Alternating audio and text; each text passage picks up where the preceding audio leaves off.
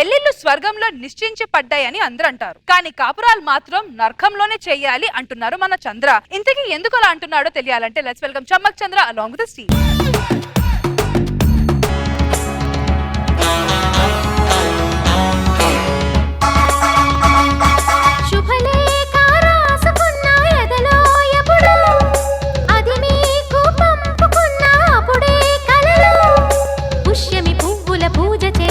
బుగ్గన చుక్కలతో ఒత్తిడి బలపుల గంధమిస్తా పక్కలలో శుభలేఖ అందుకున్న కలయో నిజమో తొలి ముద్దు జాబురాశ చెలికే ఎప్పుడో శారద మల్లెల పూల జల్లి వెన్నెల నవ్వులలో శ్రావణ సంధ్యలు రంగరిస్తా కన్నులతో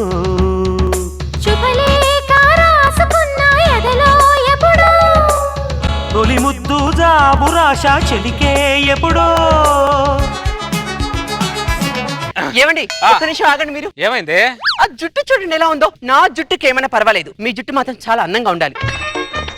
నూనె పెట్టుకోరు, అందంగా ఉంచుకోరు. ఇప్పుడు చూడండి ఎంత అందంగా ఉన్నారు. నువ్వు అంత ప్రేమ చూపించకే నాకు భయం వేస్తుంది. ఎందుకు భయం? మీ ఆడవాళ్ళు సడన్ ప్రేమ భూత్ బంగ్లా లాంటిదే. దాంట్లో కోరికల కాంచన ఉండొచ్చు, నగలడిగే నాగవల్లి ఉండొచ్చు, చీరలు అడిగే చంద్రముఖి ఉండొచ్చు. చూసారా మీనా గారు, వీళ్ళు మనం ప్రేమ చూపించకపోతే చూపించలేదు అని ఏడుస్తారు, చూపించామనుకో మనల్ని నాగవల్లులతో చంద్రముఖులతో పోలుస్తారు. ఏం చేయాలి? ఇదిగో మీ మొగుళ్ళందరికీ చెప్తున్నాను, భార్యను అర్థం చేసుకోకపోయినా పర్వాలేదు కానీ భార్య చూపించే ప్రేమను మాత్రం అర్థం చేసుకో. ఇది నిజంగా చూపించిందా? వీళ్ళు ఎప్పుడు చూపిస్తారో, ఎప్పుడు డ్రామా చేస్తారో అర్థమైంది అవుతుంది మాకు. సారీ ఏమనుకో. సారీ బంగారం, సారీ సారీ సారీ అని చెప్తా వినపడదా? అలాగే సారీ చెప్పాను కదా. వెళ్ళి ఒక కాఫీ తీసుకురా. కాఫీ ఏవండి? నిన్న ఫంక్షన్ లో పక్కింటి సునీత 30,000 కంచిపట్టు చీర కట్టుకుందండి. అప్పటి నుంచి ఆ చీర మీదే నా కన్ను తిరుగుతూ ఉందండి.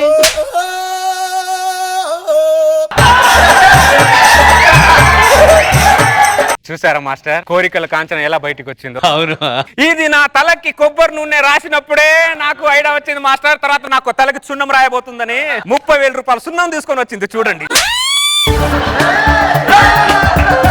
సున్నం ఏంటి సున్నం? నేను సూర్యుని తెమ్మని అడిగానా, చంద్రుని తెమ్మని అడిగానా? 30,000 రూపాయలు చీరే అడిగాను.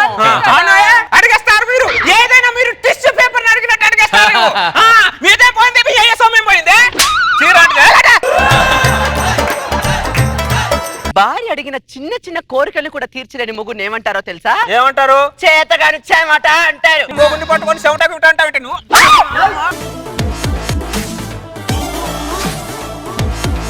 సత్యపండు బెల ఉన్నాడు.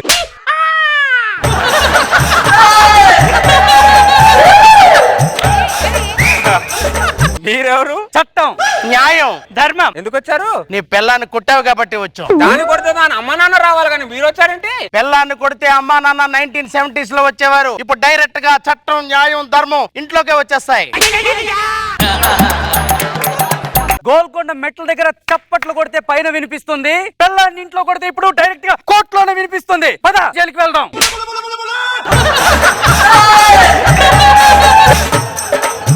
ఒకప్పుడు 1980s లో వాదోపవాదాలు, వాయిదా పద్ధతులు ఉండేవి. ఇప్పుడు అవేమీ లేవు, డైరెక్ట్ గా జైలే. అంటే నా పెళ్ళాన్ని కొట్టి అర్హత మొగుడుగా నాకు లేదా ఏంటి? మగాడికి చేతులు ఉంది, పెళ్ళ మీద చేయి చేసుకోవడానికి కాదు. ఈ చేతితో పెళ్ళానికి నగలు తేవడానికి, ఈ చేతితో పెళ్ళానికి చీరలు తేవడానికి, ఈ 2 చేతులతో పెళ్ళం అలసిపోయి వస్తే కాళ్ళు చేతులు పిసకడానికి. పిసకడానికి లేదు రాంబాబు, అలా చేస్తే నువ్వు పర్మనెంట్ గా జైలుకని చట్టం స్పష్టంగా చెబుతుంది.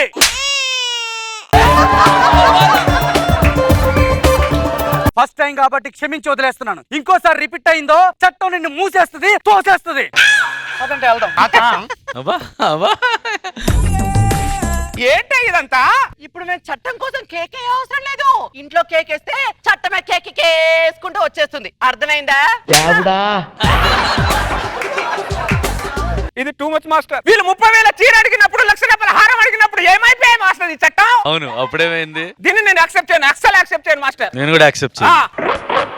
ఇదిగో నాకు పులస చేప తినాలనుంది, వెళ్ళి పులస చేప తేపో. ఎండాకాలంలో పులుసు చేప దొరుకుద్దా? వర్షాకాలంలో దొరుకుద్ది. వర్షాకాలం వచ్చినప్పుడు తీసుకొస్తాలే. నువ్వు నాతో కాపురం వర్షాకాలంలోనే చేస్తున్నావా?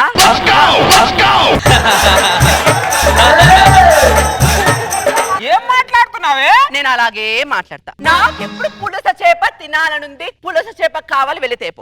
పెళ్ళం అంటే చంటి సినిమాలో మీనా లాగా ఉండాలి, చంద్రముఖి సినిమాలో జ్యోతికలా ఉండకూడదే. అది సినిమా కాబట్టి ఆవిడ అలా ఉంది. రియల్ లైఫ్ లో మీనా గారు కూడా మొగుడు దగ్గర చంద్రముఖి సినిమాలో జ్యోతిక లాగా బిహేవ్ చేస్తుంది. Correct correct. ఇప్పుడు నువ్వు వెళ్ళి పులుసు చేప తీసుకొస్తావా తీసుకురావా? ఏమో అన్సిజన్ పులుసు చేప ఏమంటావే? పులిసిపోయిన ముఖం దానా? నీది పులిసిపోయిన ముఖం రా, నీది పుచ్చిపోయిన ముఖం రా, నీది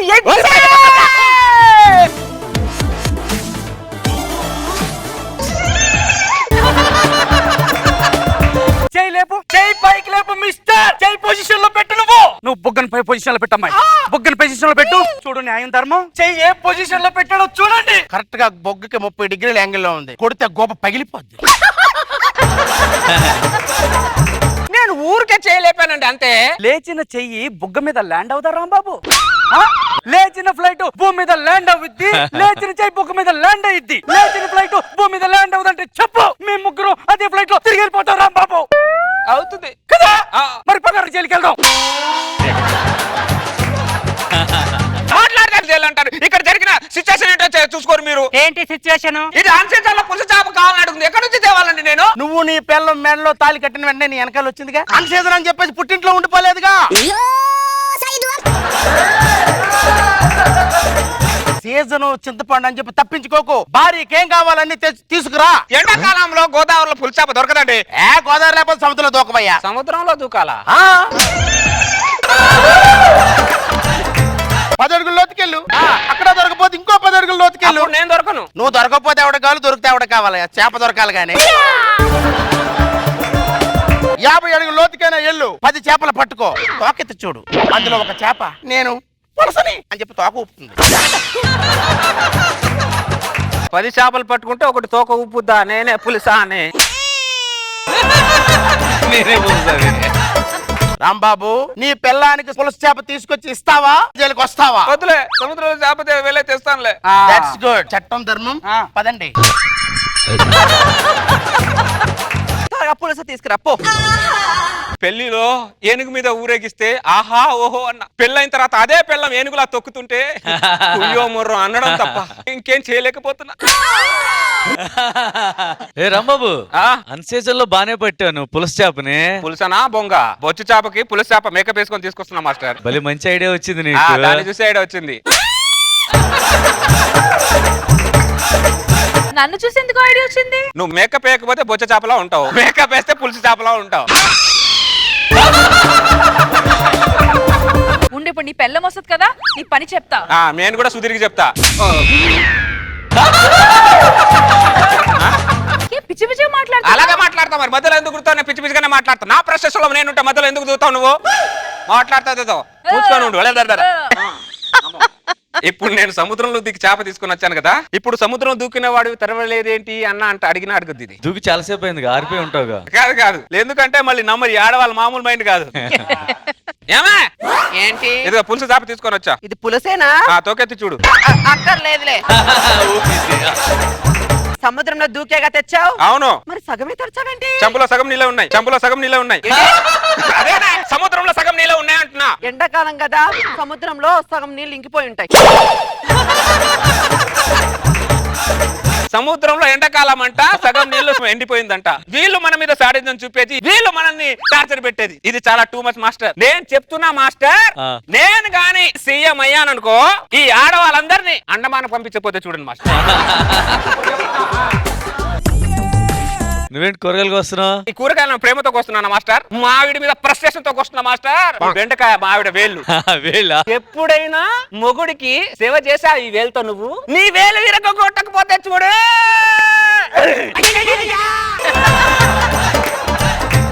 ఈ ములకాయ మావిడ కాళ్ళు, ఈ కాళ్ళు వేసుకొని మావిడ టిక్కు టిక్కు టిక్కు టిక్కు అనుకుంటే షాపింగ్కి వెళ్తావి నువ్వు. నీ కాలు విరగొడతాను నేను. ఇది ఈ సొరకాయ మావిడి నడుము చంపేస్తా ఏమనుకుంటున్నావా? ఏమే నేను పని చేసి నా నడుము విరిగిపోతుంటే నువ్వు మాత్రం సన్నంగా వయ్యా.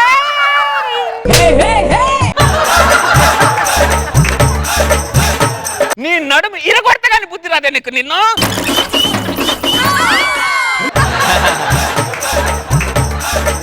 ఈ టమాటా మావిడ తలకాయ ఏమి మీకు బ్రెయిన్ ఉండేదే టమాటా అంతా. మా బ్రెయిన్ ఎందుకు తింటారా మీరు? నీ తల మీద కొడితే కానీ అమ్మయ్య. ఈ తోటకూర మావిడ ఎంట్రికలు ఏమే ఎప్పుడు మా ఎంట్రికలు పుడతాయి మీ ఊడవని. నీ టెన్షన్ వల్ల ఎకరాలు బట్టతలా వచ్చేసి నీ ఎంట్రికలు మాత్రం అలాగే ఉన్నాయి. అలాగే ఉన్నాయి. నీ జుట్టు పట్టి కొట్టాలని ఉంటుంది నాకు. మొత్తం ఎంట్రికలు పుట్టడం తీస్తా.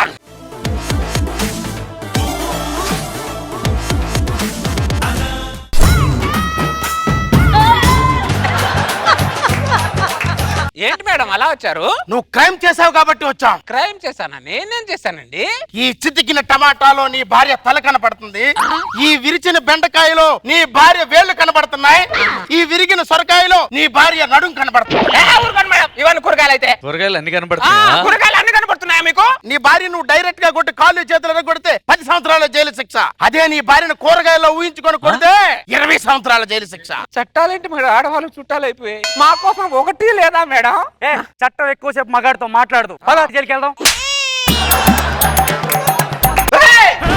అదే చట్టం న్యాయం ధర్మానికి ఒక మగాడు ఎదురు తిరిగితే ఎలా ఉంటదో తెలుసా? ఎలా ఉంటది? ఇలా ఉంటది. దరిద్రుడా. మేడం వాడు చట్టం చేతిలో నుంచి తప్పించుకొని ఉండొచ్చు, ఈ పెళ్ళాం చేతిలో నుంచి మాత్రం ఎప్పటికీ తప్పించుకోలేడు. వాడు ఎక్కడికి వెళ్ళినా కూడా తిరిగి ఇంటికే రావాలి, పెళ్ళాం దగ్గరికే రావాలి. Your exactly correct. మాది ఇనుప జైలే, ఇది పెళ్ళాం జైలు. వాడు ఎక్కడ తిరిగినా సరే పెళ్ళాం జైలుకి రావాల్సిందే, శిక్ష అనుభవించాల్సిందే. పదండి వెళ్దాం.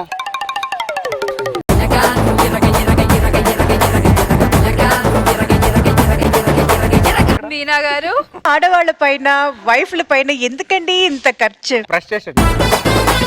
ఫ్రస్ట్రేషన్ మీలాగే వాళ్ళకు కూడా ఉంటుంది కదా. ఫ్రస్ట్రేషన్ మీరు చేసేదాన్ని ఎవరు చెప్తారు బయట? వా okay, anyway I'm not getting into all that. But it was very nice, very comedy బాగా వర్కౌట్ అయింది. It was good. Shekhar master, కూరగాయలు కోసేటప్పుడు మాత్రం ఫ్రస్ట్రేషన్ పర్ఫార్మెన్స్ చాలా బాగా చేసావు చంద్రన్. చాలా బాగా నచ్చింది, బాగా ఎంజాయ్ చేశాను.